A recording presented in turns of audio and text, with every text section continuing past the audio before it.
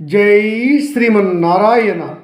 ఈరోజు మనం ధర్మపదం గ్రంథములోని చాప్టర్ 5 విభాగము 119 శుకుని గొప్పతనాన్ని ధర్మరాజు అడుగగా పండితుడైన భీష్మాచార్యులు వారు చెబుతున్నారు అని వైశంపాయన ఋషివర్యుడు జనమేజయ మహారాజుకు చెబుతున్నాడు. ధర్మరాజా విను, శుకుని యొక్క గొప్పతనం చెప్తున్నాను. ఆయన మహాయోగి, తండ్రికి తీసిపోని గొప్ప యోగి. ఆ శుకుడు తండ్రి వద్ద, అలాగే జనక మహారాజు వద్ద, రాజర్షి నారదుని వద్ద సర్వ తత్వజ్ఞానములు, వేదజ్ఞానము, యోగ జ్ఞానము అన్నీ నేర్చుకుని నిస్సంగుడై తన వారిని పైవారిని సమానంగా చూస్తూ వైరాగ్యముతో ఉన్నాడు. అప్పుడు అతడు తన తండ్రిని కలిసి పాదములకు నమస్కరించి, పితృదేవ, నా నమస్కారములు స్వీకరించండి.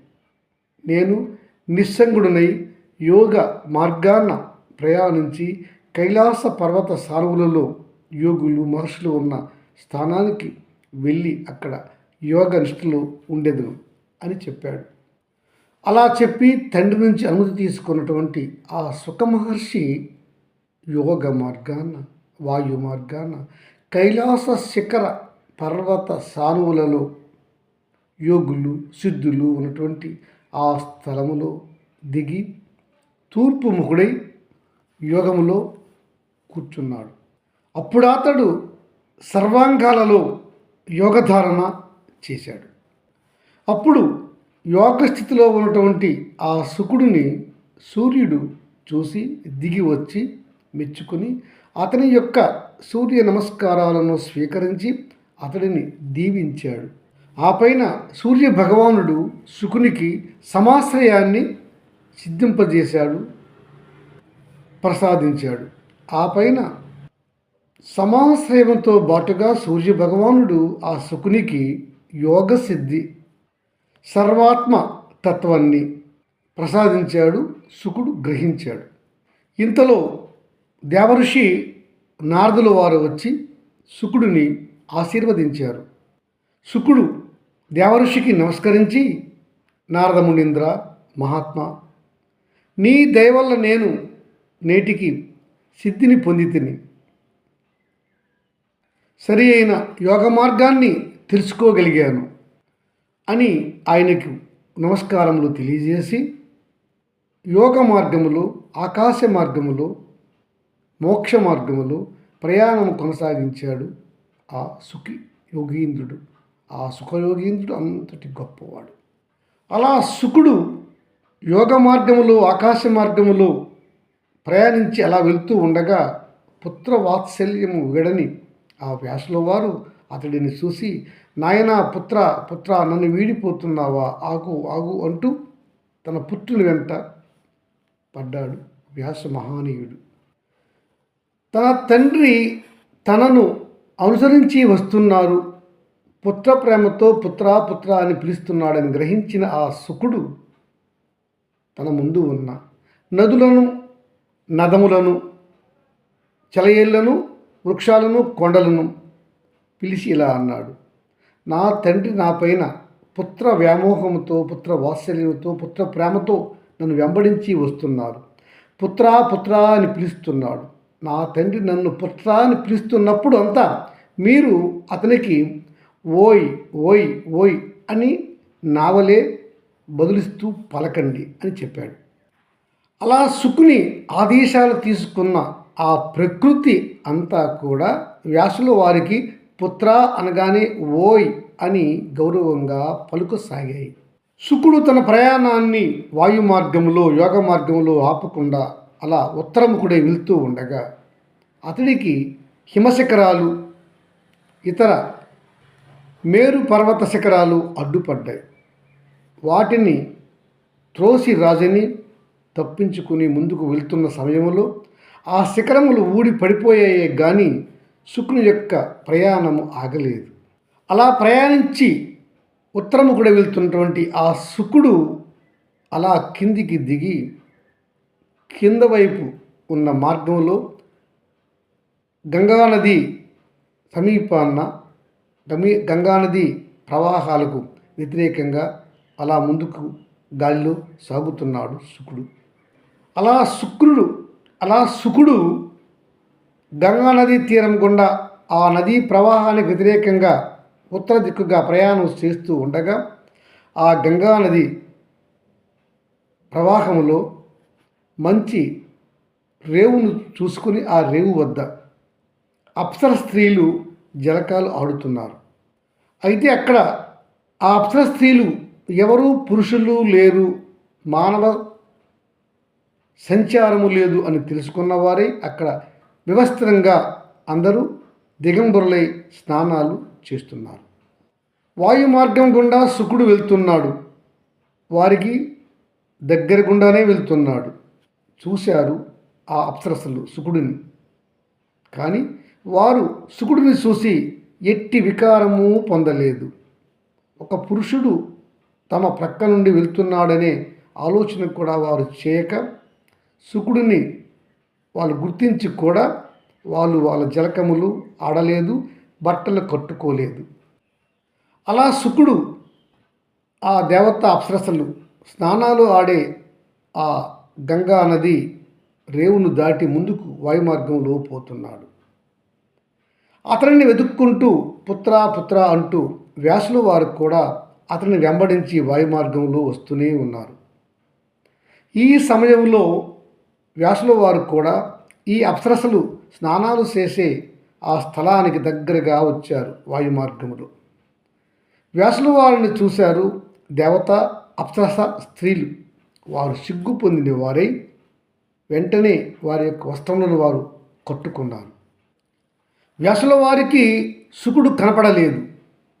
తన కుమారుడికి గొప్పదైన సిద్ధి లభించింది అని, తన కుమారుడు శుకుడు సర్వభూతాత్మకుడిగా మారిపోయాడు అని తెలుసుకున్నాడు వ్యాసుల వారు. అందువల్ల నా కుమారుడు శుకునికి రూపము లేదు, నిస్సంగుడయ్యాడు. తన కుమారునికి అనంతమైన మహిమ బ్రహ్మం లభించిందని తెలుసుకొని పొంగిపోయాడు వ్యాసుల వారు. అయితే వ్యాసుల వారు ఈ జలక్రీడలాడుతున్నటువంటి దేవకన్యలు అప్సరస్సులు తొందరగా అతనిని చూసి వస్త్రం ధరించుకోవటం చూశాడు. యోగదృష్టితో చూశాడు వ్యాసుల వారు. ఇంతకుముందు తన కుమారుడు వెళ్ళినప్పుడు వీళ్ళు వస్త్రములు ధరించుకోనలేదు. తన కుమారుడిని చూసి ఒక పురుషుడు అని గుర్తించకుండా వీళ్ళు నిస్సిగ్గుగా జలకాలు ఆడారు. మరి నేను వచ్చినప్పుడు ఎందుకు వీళ్ళు బట్టలు కట్టుకుంటున్నారు అని అతనికి ఒక ఆలోచన కలిగింది. అప్పుడు వ్యాసుల వారు అడిగాడు ఆ దేవతాస్త్రీలను, ఓ అప్సరసామణులారా, ఇంతకుముందు ఈ దారి గుండా నా కుమారుడు శుకుడు వాయుమార్గంలో వెళ్ళాడు. అప్పుడు మీరు బట్టలు లేకుండానే స్నానాలు చేశారు. నేను నా యోగ దృష్టితో చూశాను. మరి ఇప్పుడు నేను వస్తే ఎందుకు మీరంతా కలిసి మీ బట్టలను కప్పుకున్నారు? నన్ను చూసి మీరు ఎందుకు సిగ్గుపడుతున్నారు అని వారిని ప్రశ్నించాడు వ్యాసుల వారు. వ్యాసమునీంద్ర, మీకు తెలియనిది ఏమున్నది? మీరు బ్రహ్మర్షులు, సర్వజ్ఞులు, మీకంతా తెలిసి అడుగుతున్నారు. మీరు గొప్పవారు, మేము ఎప్పుడూ కాదనలేము. మీ కుమారుడు శుకుడు ఈ లౌకిక విషయాలపైన ప్రేమ కానీ ద్వేషం కానీ లేనివాడు, నిస్సంగుడు, రూపాన్ని కూడా లేనివాడు, ఆడ మగ లింగభేదము తెలియనివాడు. అతనిలో ప్రేమ లేదు, వాత్సల్యము లేదు, ద్వేషము లేదు, దుఃఖము లేదు, సంతోషము లేదు. అతడు పరమయోగీశ్వరుడయ్యాడు. అతడు బ్రహ్మాన్ని పొందాడు, పరబ్రహ్మ రూపాన్ని పొందాడు. అతడు నిస్సంగుడు, అతడు నిరాకారుడు. అతనికి మేము, నీవు, ఇతరులు సర్వము సర్వసమానమే. అందువల్ల అతడి ముందు మేము వివస్త్రంగా జలకములు ఆడినా కూడా మాకు ఎట్టి వికారము లేదు, అతనికి ఎట్టి వికారము కలుగదు. వ్యాసమునీంద్ర, మీరు కూడా చాలా గొప్పవారు, బ్రహ్మజ్ఞాని, మహాతపస్వి, మహాయోగివి కూడా. కానీ మీరు ఇంకా నిరాకార స్థితిని పొందలేదు. నీ కుమారుడు నిరాకార స్థితిని పొంది బ్రహ్మాన్ని పొందాడు. నీకు నిరాకార స్థితి ఇంకా రాలేదు గనుక నిన్ను చూసి మేము సిగ్గుపడ్డాం, బట్టలు కట్టుకున్నాం అని వారికి తెలిసిన దేవరహస్యాన్ని వారు వ్యాసులు వారికి చెప్పి అతనికి నమస్కరించి వారి మార్గాన పోయారు. ఈ విషయము వ్యాసుల వారికి తెలియనిది కాదు ధర్మరాజా, వ్యాసుల వారికి తెలుసు. కనుక అతడు తన కుమారుడి యొక్క నిరాకార స్థితి, మహోన్నతమైన నిరాకార బ్రహ్మస్థితి తన కుమారునికి వచ్చిందని దేవతాస్త్రీలు చెప్తే వినాలనే కోరికతో అలా అడిగాడు. అంతేగాని వ్యాసుల వారికి తెలియక కాదు. అలా తన పుత్రుడిని అప్సర స్త్రీలు పొగడగా విని సంతోషించిన వాడు ఆనాడు ఆ వ్యాసుల వారు. ఆ దేవతాస్త్రీలు వెళ్ళిపోయిన తర్వాత వ్యాసుల వారు దిగాలు చెందాడు. తన కుమారుడు తనకి కనపడకుండా వెళ్ళిపోయినాడే అంటూ బాధపడసాగాడు అక్కడ కూర్చొని. అట్టి ఆ వ్యాస భగవానుల వారిని పరమశివుడు సాకార రూపంలో వచ్చి ప్రత్యక్షమై, వ్యాస, ఎందుకు దిగులు పొందుతున్నావు? నీవు ఒక కారణ జన్ముడవు. నీ కుమారుడు శుకుడు కూడా కారణ జన్ముడు. ఒకసారి జ్ఞాపకం తెచ్చుకో. నన్ను నీవు ఘోర తపస్సు చేసి వరం పొందావు, ఉత్తమ కుమారుడిని అడిగావు. నేను ఉత్తమ కుమారుడు నీకు ఇస్తున్నానని వరం కూడా ఇచ్చి ఉన్నాను. జ్ఞాపకం వచ్చిందా? నీవు ఆనాడు నన్ను పంచభూతములంతటి గొప్ప మహత్తు గల కుమారుడిని ప్రసాదించమని అడిగావు కదా. అందుకనే నీకు పంచభూతములంతటి మహత్తు గల గొప్ప కుమారుడు నీకు ప్రసాదించాను. మరి నీకు బాధ ఎందుకు?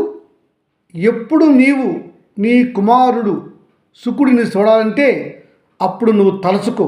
వెంటనే ఆ శుకుడు నిరాకార బ్రహ్మస్థితిలో ఉన్నా కూడా వచ్చి నీకు దర్శనం ఇస్తాడు, నీకు కనుపడతాడు అని చెప్పి వ్యాసులు వారిని వాదార్చి పరమశివుడు అంతర్ధానమయ్యాడు.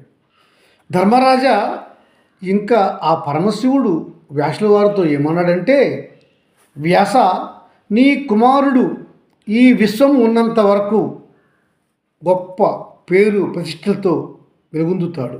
అతడి యొక్క బ్రహ్మం తపస్సు ఎప్పుడు చెరిగిపోదు, తరిగిపోదు. అతడికి నిస్సంగుడై నిరాకారుడై బ్రహ్మంతో ఎప్పుడు వెలుగొందుతూ ఉంటాడు అని కూడా చెప్పాడు. సర్వ సముద్రాలు, నదములు, నదులు, కొండలు, సూర్యచంద్రులు ఉన్నంత వరకు కూడా నీ పుత్రుని చరిత్ర వెలుగొందుతూనే ఉంటుంది అని చెప్పినందువల్ల శివుని నోట ఆ మాటలు విన్న ఆ వ్యాసుల వారు పరమానందాన్ని పొందాడు. ధర్మరాజా, ఈ సుఖ చరిత్ర ఎవరైతే వింటారో, ఈ సుఖుని గొప్పతనం శివుడు చెప్పగా వ్యాసుల వారు విన్నారని ఎవరు చదువుతారో వింటారో, ఈ చరిత్ర విన్న వారికి ఆయురారోగ్యములు, ఐశ్వర్యములు కలుగుతాయి. వారికి సర్వశుభాలు కలుగజేస్తాడు ఆ పరమశివుడు. వారు కోరుకున్న ధర్మమైన కోరికలన్నీ తీరుతాయి అని ఈ వృత్తానికి, ఇతివృత్తానికి ఫలశ్రుతిని ఇచ్చాడు వ్యాసుల వారు అని చెప్పుకొచ్చాడు పండితుడైన ధర్మరాజుకు పండితుడైన భీష్మాచార్యుల వారు. జై శ్రీమన్నారాయణ.